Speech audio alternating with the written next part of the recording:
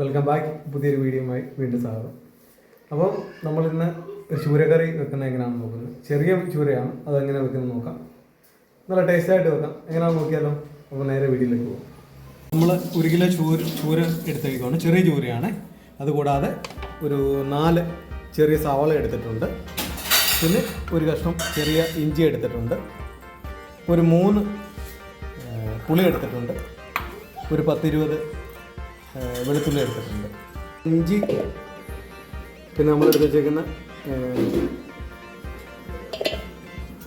പുളി, അതുകൂടാതെ നമ്മളെടുത്ത് വെച്ചേക്കുന്ന വെളുത്തുള്ളി, നമ്മൾ സവാള എടുത്ത് വെച്ചേക്കുന്ന ഒന്ന് കട്ട് ചെയ്തിട്ട് ഇതെല്ലാം കൂടെ ഒന്ന് ചെറുതായിട്ടൊന്ന് അരച്ചെടുക്കാം. അതുകൂടാതെ കറിവേപ്പില, ചില എണ്ണ ഒഴിച്ച് കൊടുക്കാം. നമുക്ക് കടുക് പൊട്ടിക്കാൻ വേണ്ടിയാണ്.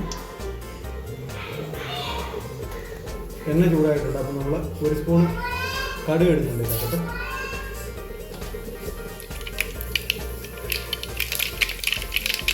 കടുക് പൊട്ടിയിട്ടുണ്ട്. തീയൊന്ന് കുറച്ച് വെച്ചതിന് ശേഷം നമ്മൾ അരച്ച് വെച്ച പേസ്റ്റ് എല്ലാം കൂടി ഇതിനകത്തോട്ട് ഇഞ്ചി, വെളുത്തുള്ളി, ഉള്ളി ഇതിലെല്ലാം കൂടി ഇതിനകത്ത്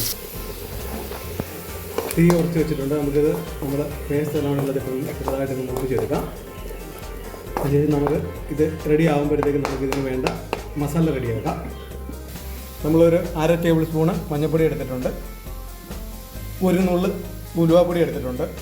അതുകൂടാതെ മുളക് പൊടി എടുത്തിട്ടുണ്ട്. ഇത് രണ്ടുകൂടെ മിക്സാണ്, എരിവുള്ളതും ഇല്ലാത്തതും മിക്സാണ്.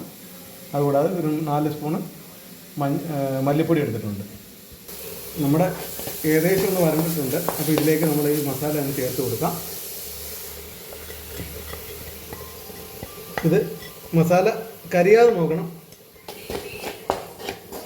മസാല ഇച്ചിരി വേവ് കുറഞ്ഞാലും കുഴപ്പമില്ല, കരിയരുത്. അപ്പോൾ അതനുസരിച്ച് തീ കുറച്ച് ചെയ്യണം.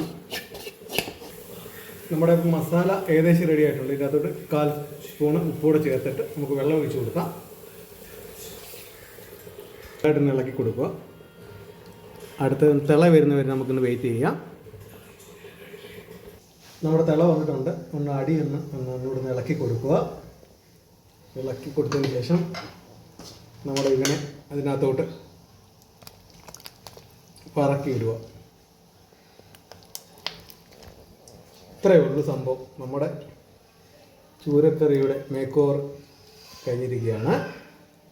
ഇനി നമുക്കൊന്ന് തിളയ്ക്കുന്നവരെ വെയിറ്റ് ചെയ്യാം. ഓക്കെ, നമ്മുടെ മീൻകറി തിളച്ച് സെറ്റായിട്ടുണ്ട്. അപ്പോൾ നമ്മൾ ഇതിൻ്റെ അകത്ത് ചെറിയൊരു അടപ്പിൽ ഒരു ശകലയുടെ എണ്ണയും കൂടെ ഒഴിച്ച് കൊടുക്കുന്നുണ്ട്. അതുകൊണ്ട് ജസ്റ്റ് ഒന്നുകൂടെ ഒന്ന് ഫ്ലെയിം ഒന്ന് കൂട്ടി വെക്കുക.